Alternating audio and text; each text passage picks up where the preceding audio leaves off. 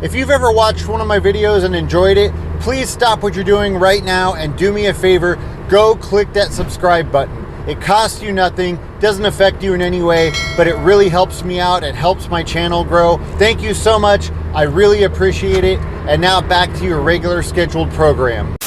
I first saw La Bamba shortly after it came out. I was probably 9 or 10 years old and I loved it and watched it frequently. And in my opinion, it's still one of the best music bio movies ever. So today we're going to check out filming locations for the 1987 classic, La Bamba. Now I didn't make it up north for those filming locations yet, but there's still plenty to see around here.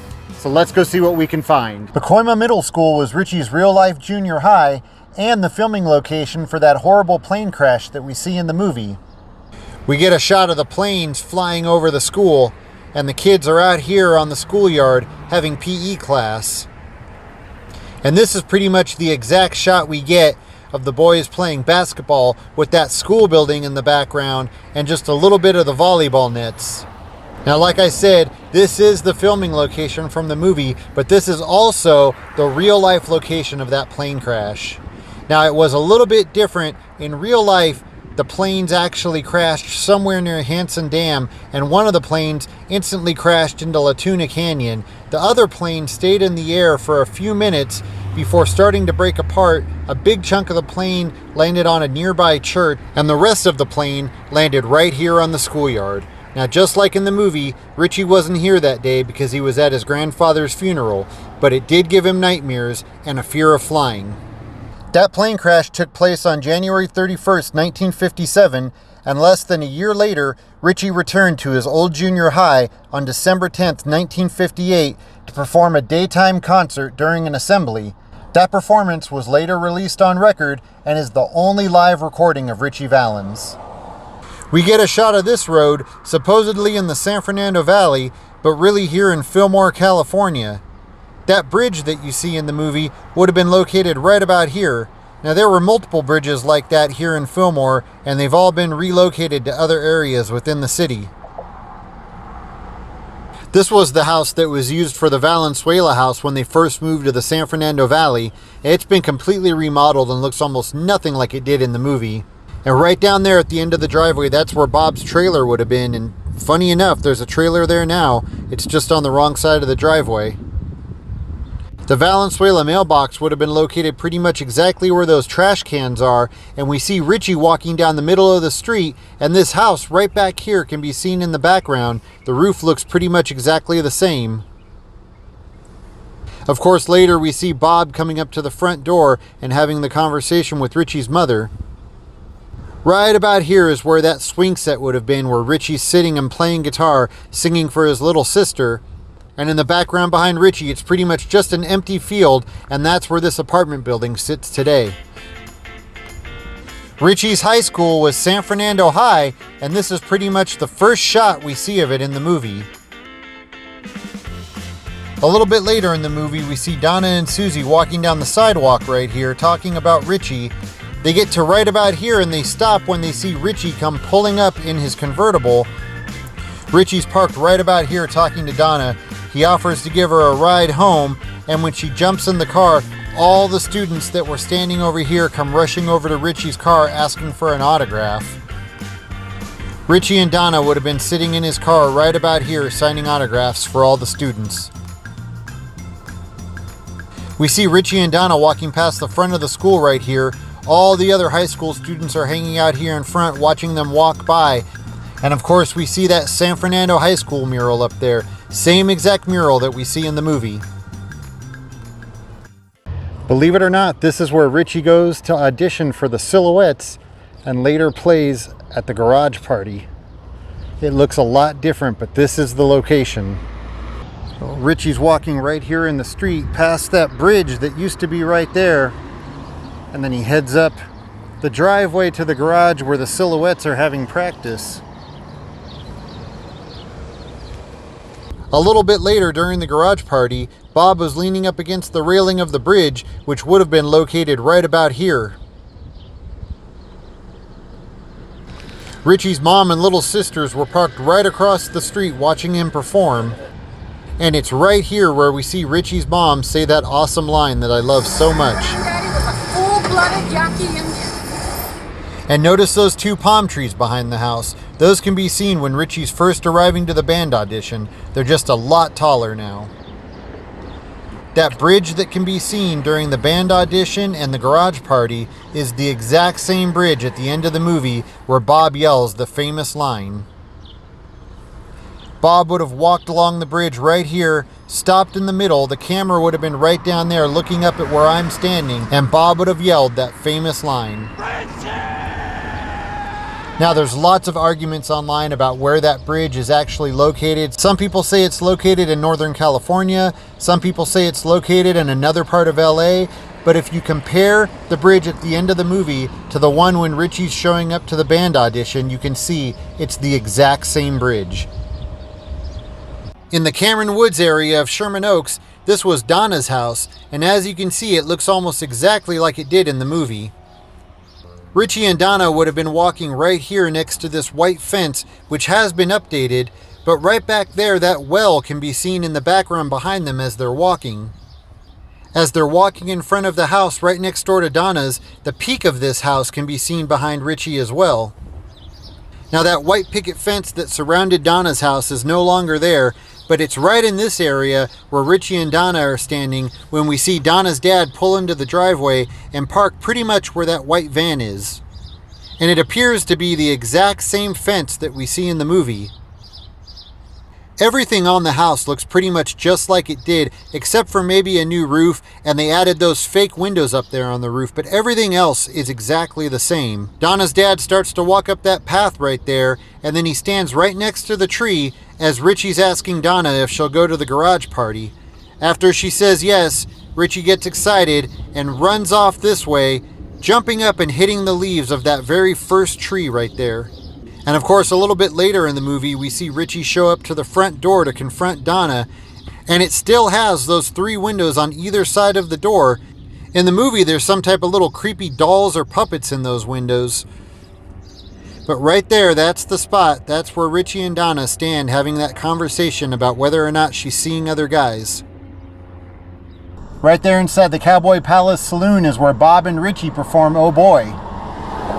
And right here in the back is where Ritchie and Bob pull up on his motorcycle and then head inside. As you can see, it looks nothing like it did in the movie. It's been heavily remodeled. Now, unfortunately, the Cowboy Palace is temporarily closed down right now, so we weren't able to get inside. But as you can see from these pictures that I found online, it looks similar inside, but it has been remodeled slightly. The stage is no longer in the corner. We see Ritchie and the rest of the silhouettes pull up right in front of this American Legion Hall here in Highland Park.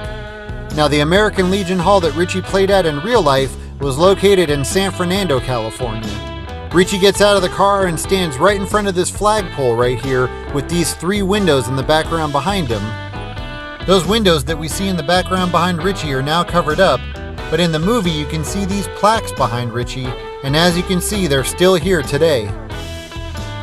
The silhouettes are standing right out here in the street when Rudy tells Ritchie there's no way they're going to let us into a place like this. But Ritchie assures Rudy that his mom already set things up. When is your mama running this band? This was the entrance to Columbia Studios where we see Bob riding on the back of the trash truck heading through the gates. Now that large building that we see in the movie was actually here up until pretty recently, but it's been torn down and they're building a new structure and now looks nothing like it did in the movie.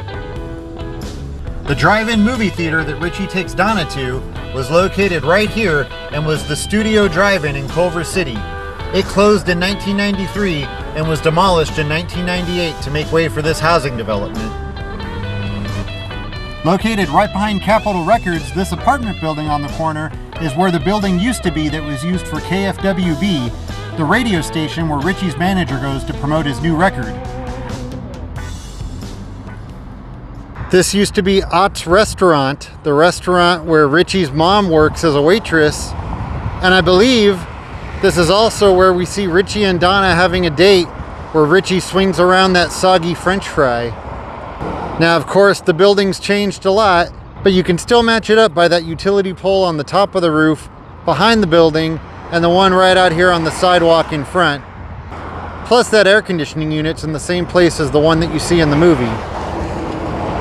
Ritchie arrives at this house to give away records and have a pizza party with the winners of the radio contest.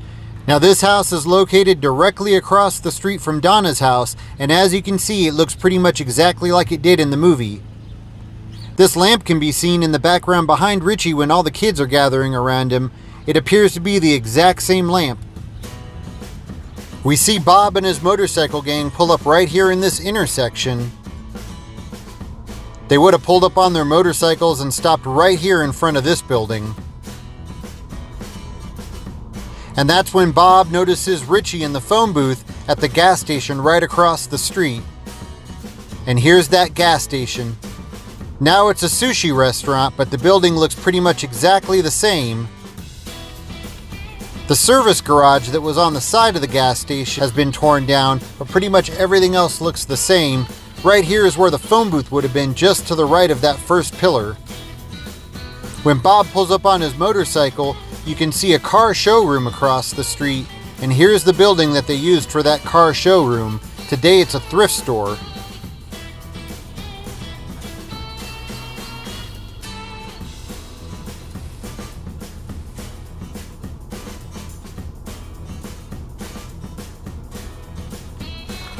When Ritchie wakes up in Mexico in the shaman's hut, that was filmed here in Pico Canyon. Unfortunately, the exact spot that they used for filming is on private property. Ritchie and his manager Bob are driving this way towards where I'm sitting right now on Stadium Way near Dodger Stadium.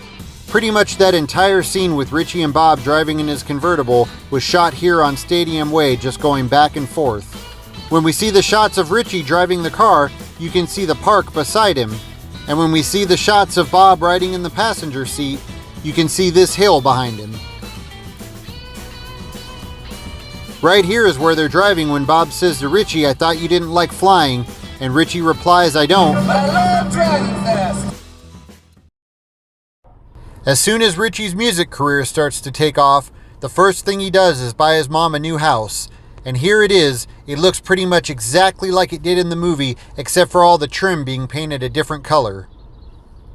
Right there in the backyard is where the guest house would have been, that's either been knocked down or never really existed. Ritchie's manager Bob would have been parked right across the street in front of this house. I can't believe that not only does the garage still have those same 3 diamonds on it, but so does the front door, and it still has the address just to the left of the front door that we see in the movie. If all the trim on this house was still painted that turquoise color, it would look pretty much exactly the same. The exteriors of the Paramount Theater in Brooklyn, New York were filmed here at the Wiltern Theater in Los Angeles. However, the interiors were filmed at a completely different theater. Man, it would have been so cool to drive by the Wiltern when they were filming and see some of that old school signage. This was the building used for the Surf Ballroom in Clear Lake, Iowa. The bus would have been broken down right here. Now, this was the building used for the exteriors of the Surf Ballroom, but the interiors were filmed somewhere else. The Whitman Airport in Coima, California was used as the airport in Clear Lake, Iowa. At the very end of that row of hangars is the building that we see in the background when they're getting on the plane. Now, unfortunately, it's almost impossible to get a good shot of that building from the street. But as you can see here, it is the correct building. You can tell by the curve in the roof. Right there in front of that building is where their car would have pulled up, and Ritchie Valens, Buddy Holly, and the Big Bopper all would have boarded that small plane.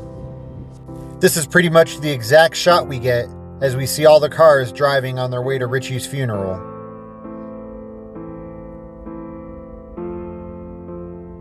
This street sign for Columbus Avenue can be seen in the movie. However, it appears to say Bus Avenue because half the sign is blocked by this palm tree. We see all the cars turning onto Columbus Avenue from Brand Boulevard.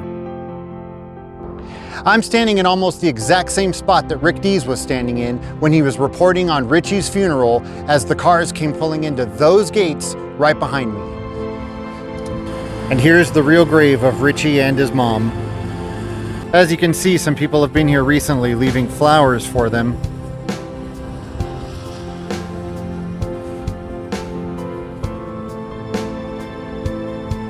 Ritchie Valens is a legend worldwide, but he'll always be extremely special to the San Fernando Valley. In 2018, they renamed a section of the 5 freeway in Coima the Ritchie Valens Memorial Highway. And in 1994, they renamed Paxton Park Ritchie Valens Recreation Center.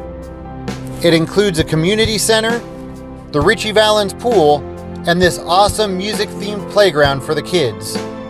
I think Ritchie Valens would definitely be proud. Alright, that's going to do it. Thank you so much for watching. Please don't forget to subscribe, and I'll see you all next time.